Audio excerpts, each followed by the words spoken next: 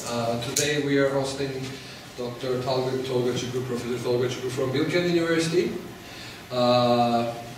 You know our situation, the corona and all these things, therefore we are a little bit, the audience is less, but I'm sure that the people who came here will be enjoying this talk a lot. I mean, according to me, in the last 10 years, the most two exciting things is about neuroscience and machine learning. I think we will talk on both of these things together today. Let me briefly introduce Professor Tolga Çukur. He graduated from Bilkent University in 2003. I think he got the diploma from the president, huh? Yeah. And the PhD from Stanford University in 2009, both in electrical engineering. In 2013, he was a postdoc at Helen Mills Neuroscience Institute at the University of California, Berkeley. Then he moved to Bilkent University and also UMRA, Research Center.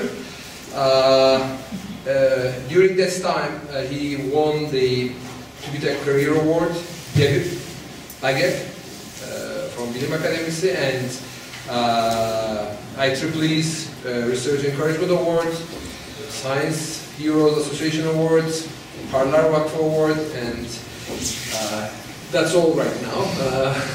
Hope to continue. And today he will talk on the breaking the barriers in neuroimaging and machine learning together. Thanks again for coming here. I would like to thank you for the invitation. It's nice to be here. Also, thank you for coming in today. You know that classes will be fancy coming to you. So, the title of my talk suggests neuroimaging. Neuroimaging is a diverse field that uses many different modalities, but I should narrow down the focus. I primarily work on magnetic resonance imaging based neuroimaging technology. So, I'll first give a brief introduction on what MRI is, what are the pros and cons, and how that relates to the quality of neuroimaging datasets collected in practice. So MRI has been a popular modality in clinical and more so basic science use because it's non-invasive. It does not involve ionizing radiation as does some other modalities like CT, for instance. It can image arbitrary geometries in the body without having you to take apart anything, so you don't need to do incisions as an electrophysiological methods used in neuroscience. And it offers a number of different contrasts. I don't know if you know this, but if you go into a CT scanner, they only get one kind of image from you based on how much of the energy of X-rays are being transmitted to the other side of the body. So in MRI, we can image many different things related to morphology and function of the human body, and we can image many different anatomies. So this left example is a good one. You can look at the exact same location in the brain under various different lenses if you want. So the properties are different. And they are used by radiologists in making decisions about diseases because each one carries different information. So these examples show the blood vessels in the body. If you want to see any blockage, you can use these.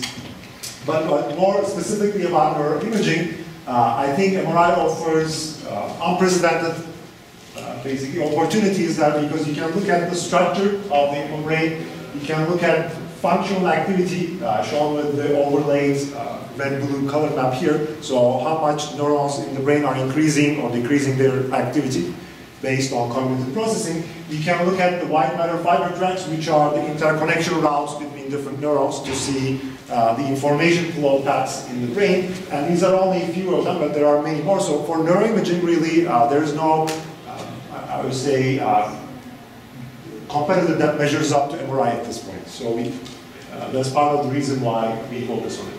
But MRI is not without limitation. One of its fundamental problems that also limits its clinical use is it has very poor signal-to-noise ratio, and because of that, you need to scan patients in for a long time. Since there are practical limitations on this, usually you cannot keep a patient in the scanner for more than a 30-minute or an hour-long session. You need to compromise on something, and that's usually spatial or temporal resolution. So you will have crude delineation of different spatial locations and temporal sampling points. And so that's one of the limitations. And the other one is if you go into the clinic, although you can look at the same anatomy under various different contrasts, oftentimes what radiologists or the technicians that use the scanner will have to do is they will need to compromise on some of the less required contrast because of the scan time limitations. The next patient is waiting out there, you have a busy schedule, so you don't want to spend that extra effort. Of course, this costs you diagnostic accuracy, but you need to balance the pros and cons. So these are some fundamental problems that relate to both structural and functional imaging, but they are a more dominant problem for structural MRI. So let me first describe the basics of the acquisition process, as to why this problem occurs. So in MRI, what you do to create spatial maps of tissues is you do Fourier domain encoding, but with the help of magnetic field gradients. So you're sampling from what we call K-space, the Fourier domain equivalent of the image domain signal. So you go through this point by point according to the Nyquist sampling criteria. That's the ideal way to do it. And if you have a sufficient number of samples, then you do, it says FT, but it should have been inverse FT. That's okay. What you recover at the end is a spatial distribution of tissue magnetization. And this magnetization reflects the properties of various different tissues under magnetic fields. Okay? So this is the process. The problem here, though, is acquiring this grid according to the Nyquist sampling criteria is very costly in terms of scan time. The more points that you need to collect, the more time you need to keep the patient in the scan. Okay? So one of the issues that relates resolution to scan time is the extent that you cover in Fourier domain determines the spatial resolution of the images. If you look at these pairs, you will see that as you extend the boundary in Fourier domain, naturally the images get sharper. Okay? But this is much more costly to acquire, order of n squared compared to the other ones. So somewhere between the line, you need to find a good compromise. The alternative to do this is to keep the same resolution by preserving the same coverage in K-space, but violating the Nyquist criteria this time. So you take less than samples in that same region, which means that you are basically omitting some of the points that are supposed to be collected in between these lines. That causes the well-known aliasing artifacts, okay? Because once you violate it, there is nothing you can do. Depending on how you create these undersampling patterns, you get various different forms of aliasing artifacts, but they all make the images quite unusable and undesirable by the radiologists. So if you want to improve upon the spatiotemporal resolution scan time trade-off in MRI, what you need to do is really to solve an inverse problem, as in many other cases of image processing.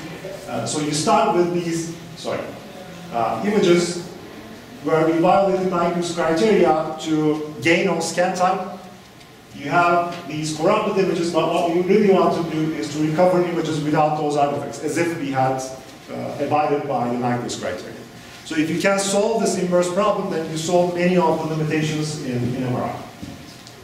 So how do we do this? Of course, there have been many different methods up to this point, but the recent trend is to use deep learning tools to solve these inverse problems, because these black box models are very good at learning nonlinear transformations of data. One thing we can do is, if you have a sufficient number of images in a database where you have the ground truth, fully sampled images, and you can create, in simulation mode, in silico, undersampled versions of it to mimic the accelerated MRI process, then you can teach a network to recover the fully sampled images given its undersampled corrupted versions. Okay? So as long as you have sufficient data, you can you can solve this optimization problem. Here, maybe slightly different than typical computer vision tasks, we have this additional data consistency term. So if you recall, we actually collect some of the K-space points. Right? We know the values of those points, so we would like to reinforce that information. So if you will, this is physics constraint or prior constraint reconstruction. We don't assume we know nothing about the data acquisition. So we will weigh these two terms. This one is reflecting the prior knowledge captured by the convolutional neural network, let's say. This one captures knowledge on the measured data points. By balancing them out, we try to learn this reconstruction problem. And this can be done as is typical in machine learning, so you have a training set, you have a separate testing set, you run backpropagation on a deep CNN architecture to learn the nonlinear transformation, and then you can apply it on test images quite successfully. But the issue with, and this is the architecture that I'm going to use for this purpose, this is one of the older architectures, which interleaves basically CNN blocks with data consistency units. So it's doing alternating projections onto sets approach where you're trying to lay in both terms in the joint optimization problem. Okay. And these are some of the details on the hardware that we use to train these models and the frameworks for deep learning. Okay. So the problem in the medical domain, though, is we don't have extended database as ImageNet with medical data. There are ethical considerations when you try to share the patient's, the subject's data publicly. So what happens is we are constrained to this low resource, low data regime, and when you inspect the performance of the networks, when you constrain the number of data samples available for training them, what you observe naturally is the reconstructions are very poor. So the network cannot really learn to solve the problem because it doesn't have a sufficient number of training samples. If you, of course, increase the number of training samples to thousands, you can see the residual artifacts in the images clear up sort of to become better. So we know that this is actually a data problem, not related to the capacity of the network. So to solve this problem, this was when we first started going into this field, so we didn't have a large database of our own, so we then reverted to the concept of transfer learning. The idea here is if there's a domain where there is ample data and you can sort of mimic your task that you want the network to solve in that data-rich domain, then you may be able to transfer some of the information learned in that domain to another domain which has much more limited data. And so we went to the ImageNet database, we sort of emulated the MRI acquisition process on the ImageNet natural images, trained our network to learn this recovery process, and then adapted the learned network weights onto reconstructing MR images. So that's the main, this is a simple idea, it's well known, but we empirically show that it works. The only caveat here is a natural image, okay, contains real values only, and it contains a single channel of input, so you only have one value for each pixel. In MRI, though, we receive signals through a radio frequency array, so there are multiple versions of the same image, and each radio frequency coil is sensitive to a different part of the brain in this example. More importantly, we also have complex signals in MRI, so there is a real and an imaginary component, or a magnitude and a phase. So we have to emulate from natural images these multi-coil and complex images. So the phase is obtained by randomization of various different sinusoids, and actual coil sensitivity profiles that are measured in MRI are used to synthesize these synthetic multi-coil ImageNet images. Okay. So I don't know if this is clear, but this is just to resemble the natural images to MR images that we actually collect, apart from the contents, of course. So the networks are trained using this. If you directly take the ImageNet trained networks and try to use them for reconstructing MRI data, of course they don't work perfectly because there is mismatch in the distribution of these images. The natural images that I showed before do not quite look like the typical brain image here. So what we need to do to improve performance is, now we assume we have a small number of training samples available from our target domain, which is MRI. So we can fine-tune the learned network weights further to improve performance. So this is what you observe when you compare the ImageNet trained image network to a network that is actually trained on MRI data with the exact same number of samples. You can see that, maybe you can't, I don't know, but if you look in closely, you will see that the tissue depiction here is a little bit blurrier than on the right. There is some residual artifacts. Yes? Did you have any self-doubt in this stage? Self-doubt, meaning? I think this is the more manual part of the work, right? Because you have to rely on the data from outside. Okay. So this shows that you should be doubtful because this approach doesn't work if you blindly carry over a network to MRI. So we already know that we need to improve that. Is that the question? That's kind of what I mean. Okay, but no, Okay. let's take at the end. Okay. Please. So you see there is about 3 dB or 4 dB difference in peak SNR, which is a measure of reconstruction accuracy. But if you allow for some fine-tuning of these images, and we are comparing 0 and 20, with this projector, I don't know if you can see, but many detailed boundaries become more visible as you allow for this fine-tuning. So you need to do some fine adjustment on the network based on what you are actually intending to use it with, and then it becomes much better.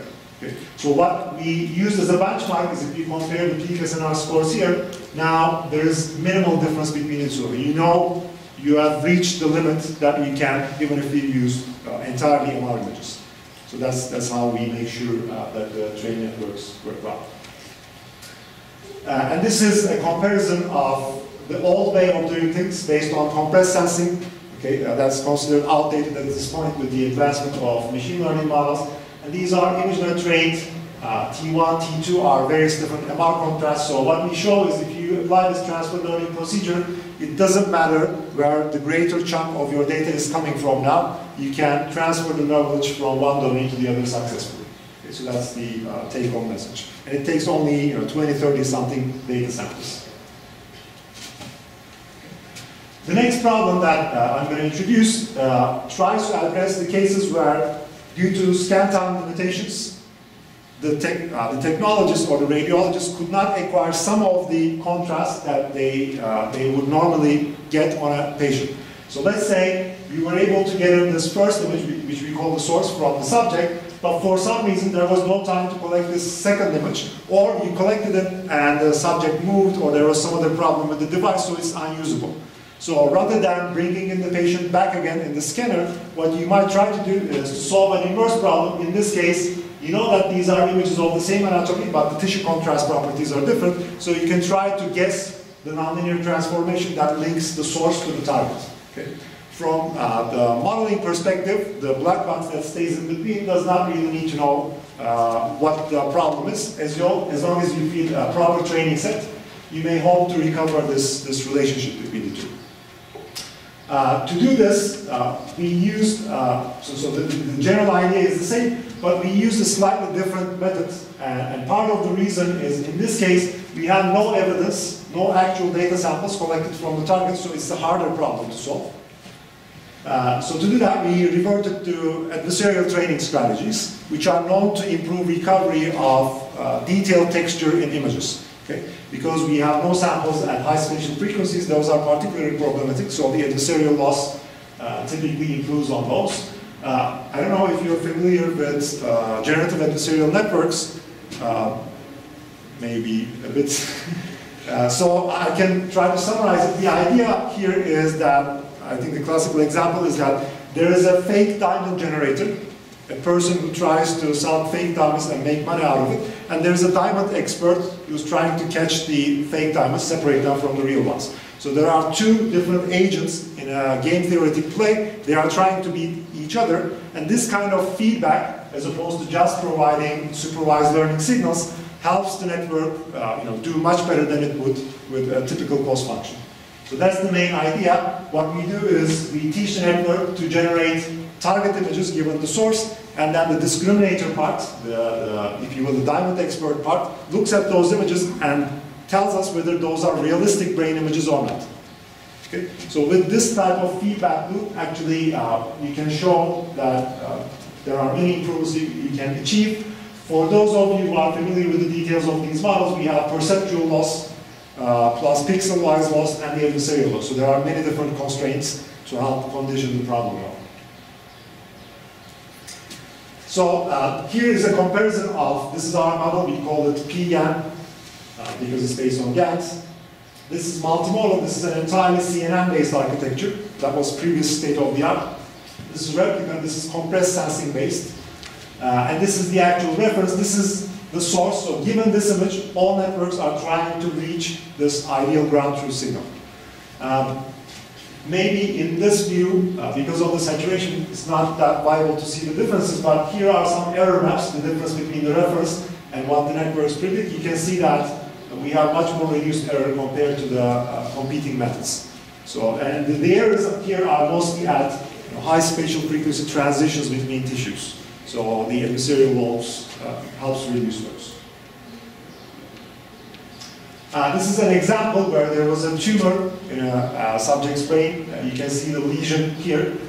So this is shown as a hypo-intense region in T2 weighted images. These are T1 weighted images where it appears as a dark void. So what you can see is these other methods have problems in coming up with a homogeneous signal which may change the radiologist's inference about the extent of the tumor in the brain. And you may, if you're performing surgery, you may fail to take out some of the regions that contain cancerous tissue. So it's really important that you represent the tumor accurately, as in this example, in radiological images. So even the minute details in radiological applications are very critical, because you make medical decisions out of them. Okay. I'm going to really quickly skip through this. This is a merger of the reconstruction and synthesis problems that I described.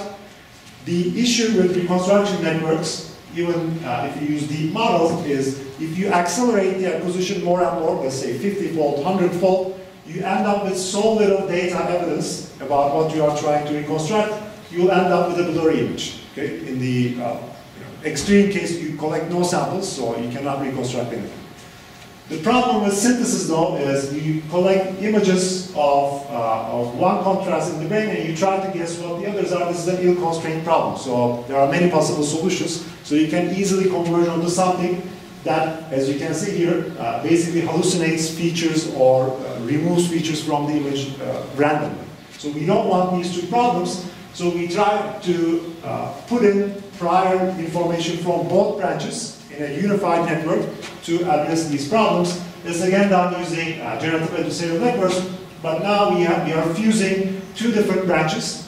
One is the undersampled image actually trying to reconstruct. The other could be, sorry, this is the undersampled image and this is the source image that we actually collected. We merge the information in a multi-channel reconstruction to do much better than what we started off with. So these are some examples. So this is, this is the image that is fully sampled, and this is what happens as you go to an acceleration factor of 50-fold. Of course, at that point, you just have a blob instead of a brain if you don't do anything about it, because you collect only the central Fourier samples.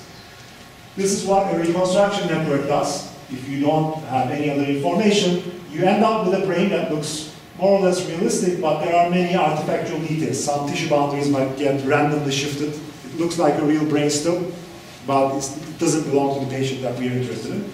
And this last row shows when you constrain the reconstruction based on prior source information, it prevents hallucinations. I'm sorry about the size of these, maybe some details are hard to see, but the aim here is we want to prevent generative adversarial networks from hallucinating, which they are known for doing. Okay. And these are some of the comparisons. This is a synthesis model. This hallucinates feature, as we discussed, this is a reconstruction model which becomes blurry. And this is when you combine the two branches to get much more accurate reconstructions. Okay. Now, this was the first part of my talk, where I focused more so on radiological applications, where the idea was to look at the structural properties of tissue.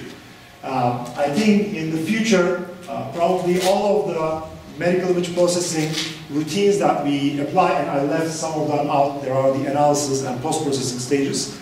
They are all going to be replaced with an end-to-end pipeline of deep learning, so within the next 5 to 10 years. That's what I expected, so this may have big uses in many different fields beyond MRI as well. That brings me to the second part of the talk, which is on functional neuroimaging. We have still 5 minutes. So the idea here is, of course, we want to understand how our brains work and how they process signals. As an engineer, my take on this is through computational neuroscience, where we view the brain without caring too much for the biology as an information processing system. If you think about your sensory abilities, let's take vision in this example, the optical input that falls onto your retina is becoming filtered and processed even before it reaches your brain. Okay? There are intermediate relay nodes where you separate the image into luminous and color channels. Then at a subsequent layer you have spatial frequency dependent filtering, orientation information gets incorporated and so on. So the goal of the brain in processing this information is to extract various different levels of features that will be useful for visual perception and object recognition. Okay? Most of what we know about the visual system, which is arguably the most advanced sensory ability in humans, comes from prior animal models where basically it's a gray area between being ethical and unethical. They stick in electrodes to monkeys or other animal models, and they record from single neurons as they are shown some visual stimuli. But the benefit, the reason they want to do this is they can end up with this very detailed wiring diagrams of various subregions in visual cortex. There are several dozens, and they were able to capture this very intricate neural network architecture in these animals. So we know that there's a hierarchy, but there are also skip connections in these architectures that allow for parallel information processing. But what I'll emphasize here is more so the end result of this architecture, what it leads to in the context of visual processing. And here we are at the bottom of the hierarchy. Think about this as the first stage of a deep neural network, and you go up. What is shown here are the features that elicit the maximum responses from neurons at that stage. Okay? What you can see is we have representations or features that get progressively more complex as you proceed onto later stages. So you start with simple dots, orientation, more complex curvature patterns, 3D structure, and somewhere down the line, there are neurons that actually respond maximally when you show a face image or a house image or a car image. Okay? So this is a very important foundation for work in humans. What these features mean for us is that if you look at a specific area within the visual cortex or any other sensory cortex, what you expect to see is a division of labor in neurons that represent a particular feature. So we know this exists in auditory cortex, where tonotopic information, the frequency information in auditory signals are represented by a group of neurons. You can see that some neurons are tuned for lower frequencies, some are tuned for higher frequencies, and collectively as a population, they allow you to basically hear this entire range of signals and discriminate between them. The same idea applies to many other species and many other modalities. So somatosensory cortex for whisker maps, okay, in rats and other animals, cats. Retrotopic maps in humans and other mammals are very common. What retrotopic means is that spatial locations in your visual field, this dot versus that dot, they are coded by different neurons in your visual system. And this shows what each neuron is responsible for covering. So our goal in applying functional neuroimaging in humans is to uncover as much about these functional maps and to see how the brain actually represents information. And the greatest tool available currently for doing that is functional MRI. So this is an MRI magnet. You have a radio frequency coil that receives magnetizations coming from your brain. You lie the subject down in, and you may have the subject perform some kind of cognitive task. Watch a movie, listen to a story, do some reading, whatever is comfortable there. And then you collect these maps.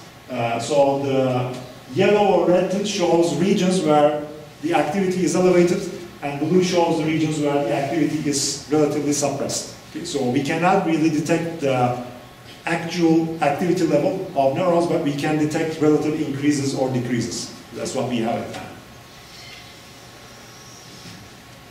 The limitations on MRI, if you recall, I mentioned it has limited spatiotemporal resolution and high levels of noise. At the early days of MRI in the late 90s, people, to circumvent this problem, used very simplified experiments. They dumbed down the experiment, and they only wanted to cover one feature at a time. So in this case, they are covering visual angle. In this case, they are covering visual eccentricity, but these don't look anything like what you would normally look at in daily life, right? So they are very unnatural. but they prefer them because they offer great statistical power. If you narrow down your possible choices that you're comparing, okay, then you can infer with greater statistical power what each neuron is selected for.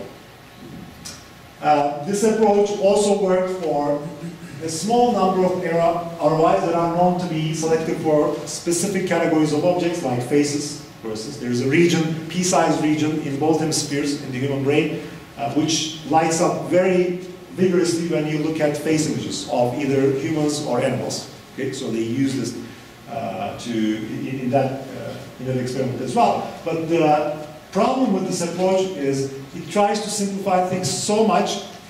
The models that you obtain using this approach then cannot explain the complexity of natural images, what you normally see in daily life. Okay?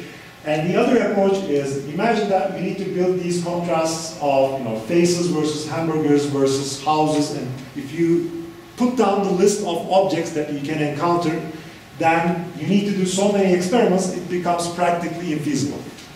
So as a solution to this problem, and this is where the field was sort of getting stuck,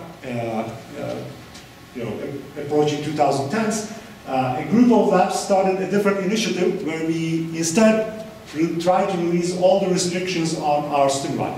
So our brains have evolved to process natural stimuli. There must be a reason. So we, in this experiment, are showing a diverse collection of natural movies to the subjects and recording their brain activity. These are flattened maps of your cortical surface. And each voxel measurement location is bounded by black lines here. You can see there are tens of thousands of voxels that we are recording from. And the important thing now is we have actually made our problem much more difficult than before because we cannot compare two classes to infer what each voxel is selected for. There's tons of different features all co-occurring at the same time in the stimuli, and there are very distributed and complex patterns of activation in the brain. Okay. So how do you relate changes in the stimuli now to changes in brain activity? It's not easy anymore. So this brings us closer to machine learning because now we have a data mining problem. So we have multidimensional complex stimulus on one side, multidimensional and equally complex responses on the other side. We are trying to build models that predict the response given stimulus. So how do you build that? Our solution to this, and there are other solutions as well, but this is the predominant one, is to use voxel-wise encoding models. What this is system identification framework from engineering adapted to neuroscience. The idea here is that we know the brain cares about nonlinear features about the stimulus, okay? But what we want to do is we want to learn these features and maybe put some hand-constructed ones in a large dictionary that we call the feature space. So we'll put all the potential candidates, thousands of them, in this dictionary, and then we will let a simple linear model learn the mapping from these nonlinear features onto brain responses. The reason we don't use neural networks, this is a common question that I get, is if you use any nonlinearity here, then you can no longer guarantee that you are actually looking at responses derived by the original features, because any neural network stage actually does a transformation of the features. So your features may not be static anymore. So to ensure that we localize specific features, the stage has to be linear. Okay. How do you learn the features? There are many different ways. There are the classical computer vision features that are used, like Hawk features, SIFT features, spatiotemporal, the more variables. But then for most intermediate and high-level features, there is no precise guidelines, so you can use the machine learning models. For example, there are deep CNN models trained on ImageNet. We can extract many different layers of these networks and use them to extract the features of natural movies. The next point that we need to do is, once we have these various different sets of models, I only listed two here. This cares more so about structural properties like orientation frequency. This one cares about semantic information related to object and action categories in the movies. You try to characterize the responses as a weighted linear combination of the features in your model. Okay. The nice thing about this framework is for each voxel, I can build these models separately.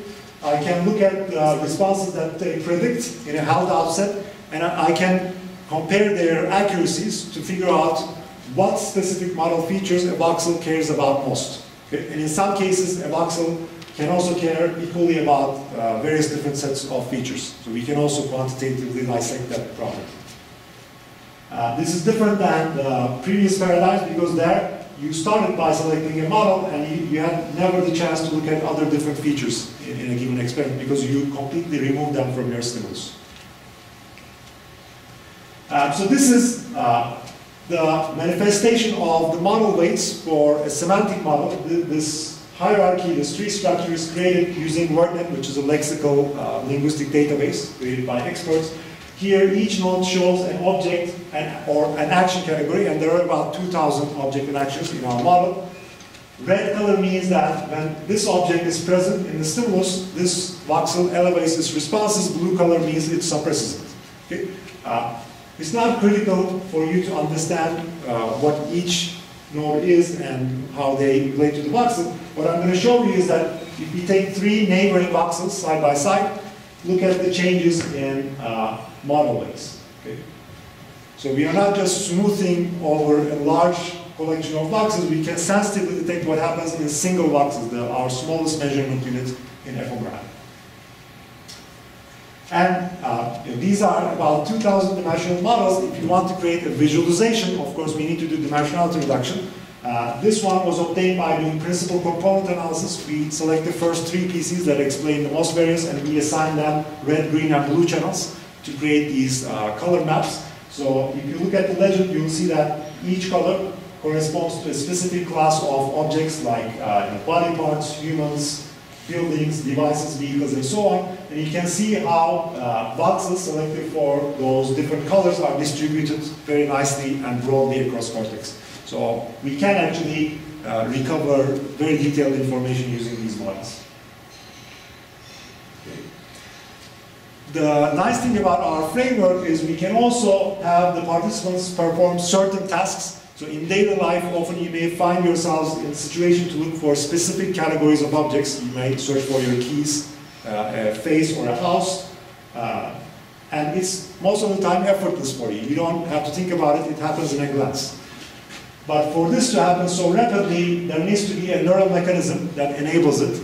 And one hypothesis is that when you search for, let's say, humans, many of the resources, neural resources that we have available are now dedicated to detecting humans very accurately in the brain.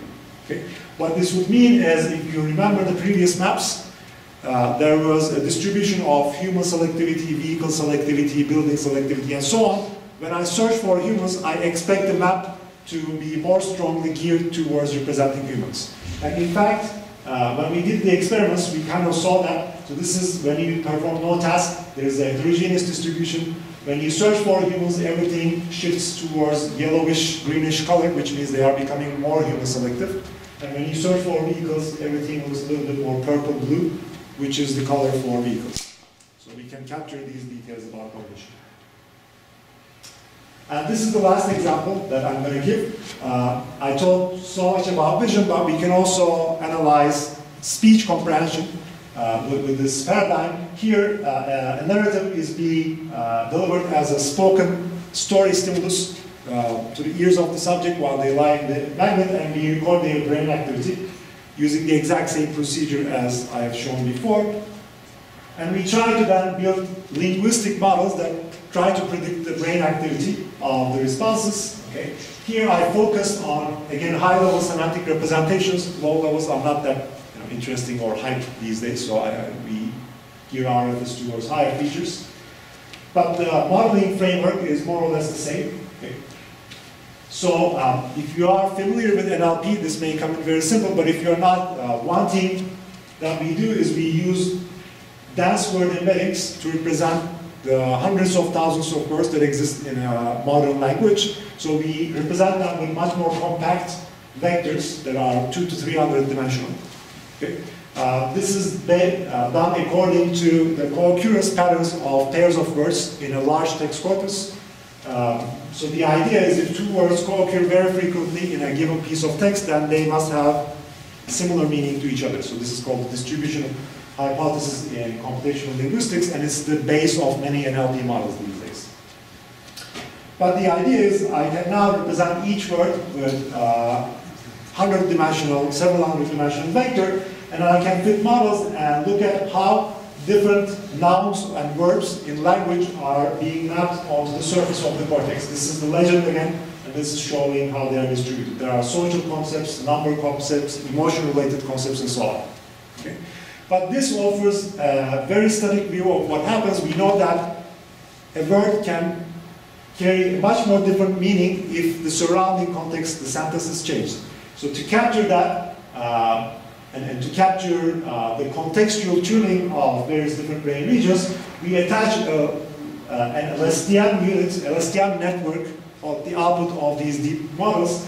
The idea here is that these are recurrent models that allow you to integrate past information. So if there's any context in words that precede a current word, then this model should be able to capture it. The way this is trained, if you're interested, you can look at language models, is to predict the next, a target word given n previous words in the sentence. So if you teach the network to do this, it learns the context of the sentence. And we can do randomization of the text to change the level of context that is available to it, and we can then try to catch what level of context each voxel is selected for, and this is a map of that. You can see that for early auditory regions that are in temporal cortex next to your ears are selected for very short context, and as you go to higher levels, you become selected for context in longer pieces of text, which is what you would expect. Okay, so I'm going to skip this. This is more interesting from a neuroscience perspective. And finally, you may ask what this framework is useful for. As I've shown, it's useful in study of natural cognitive processes, but once you have these models, it's really easy to turn them into brain reading technology. If I can infer the response given the stimulus, I can also decode what the stimulus is given the response. Okay? I'll share you the details in the interest of time, but then you can build brain-machine interfaces and help people with cognitive disabilities. Okay? And with that, I would like to thank you for listening. That's all I have to say. Thank you very much, Professor Çukur. Any questions? Yes. Should I start? Yes. This was a very informative and exciting talk. We would like to thank you for the talk. I have two questions. One is more biological and one is more mathematical. When you study the human brain or the animal brains, you say certain locations are, let's say, respond more strongly to certain stimuli. So, do you think it would be a possibility that this region changes from of course it will change from individual to individual, but would it be different from starting from the time of my birth, depending on how I was trained over the years with this region? Yes. If I was exposed to many hamburgers all my life, like a big hamburger. So the answer is mixed. There are some regions that are genetically coded to do one thing, and they don't usually like to change what they are coding. This is usually happening at low-level representations of stimuli. You don't want to leave it up to experience. But for high-level concepts, for example, the area that I told you is responsible for face detection, responding to human faces. Actually, people claim that it's also designed by experience. If you're a bird expert or a car expert, that region also starts caring a lot about car images or bird images, depending on what your experience is. So there's a heterogeneous structure in the brain. Some are programmable, some are more constrained. There should be an expertise in the human brain, like us. Yeah, experts and so there is that. The second question, you violated the Nyquist rate at some point. I didn't understand quite what you mean by violating the Nyquist rate. I don't know if I can open it really slowly. Maybe I can ask but later. what I mean is, so you're given the frequency extent of a signal, there is a certain sampling rate in time domain or spatial domain that you need to abide by.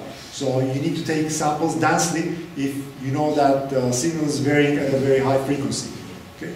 If you don't abide by that criterion, if you start increasing the sampling intervals, then you cannot recover faithfully what frequencies are available in the signal. I think I see this in a regular scenario, but on the MRI, I think it's more complex. Maybe I should ask you later what I... The thing that may be complex is in MRI, where you're doing the sampling is changed. You're sampling in free domain, so everything occurs in image domain. Maybe that's a little bit unconventional. Can I ask you something at this point? When I listen to any kind of neuroimaging or neuroscience talk, or fMRI, I'm always thinking about how reliable are the data is. At some point, the guy is just laying over there, maybe moving the head a little bit, thinking about something else at that point. I mean, how do you know that your data is very clear? It should be very noisy. I mean, we are trying to deduce things and we don't have too much data, by the way, and the people, subjects which we collect the data are not very reliable, isn't it? That's true for most cases. So what we do is we do not actually put in any arbitrary subject to collect our data, because ours is even more sensitive because of the complexity of the modeling. So what we do is we have trained psychophysical experts that have gone under these types of experiments many times. We know they will be reliable and motivated for the scanner. They're thinking about, they're not paying too much money to me, yeah? Okay, but you're right, because a layman could be different, huh? The other thing you can do is you can actually get some physiological recordings. You can track the eyes and where they are fixating throughout the experiment. If someone is sleeping, you can use those to rule out some of the data. But you can never prevent unmotivated subjects.